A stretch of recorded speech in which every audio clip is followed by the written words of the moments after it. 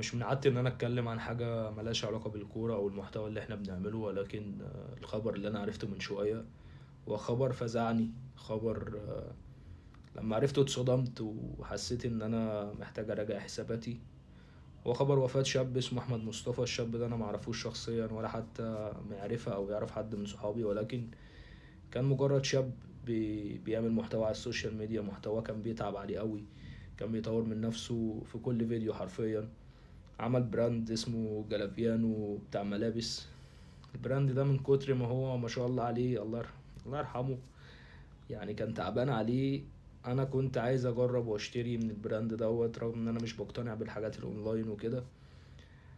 احمد توفى النهارده في عز شبابه. امبارح كان تعبان تعب عادي جدا. احمد اتوفى عند رب كريم. ربنا يرحمه يا رب ويصبر اهله ويصبر كل حبايبه ويثبته عند السؤال. ولكن اللي انا طالع اقوله ان هي دنيا، هي دنيا فانية. كل اللي احنا بنسعى عشانه هنمشي ونسيبه. كل اللي احنا بنحاول نبنيه ونوصل له هنمشي ونسيبه. مش دي الحياة. بس يعني مش دي الحياة اللي احنا المفروض نعمل لها. مش دي الحياة اللي احنا المفروض نعيش عشانها.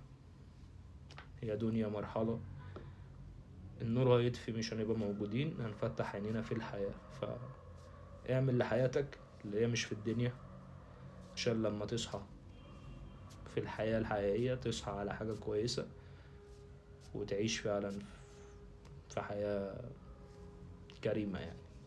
بس الله يرحمك يا أحمد. وبس ما عنديش كلام تاني أقوله.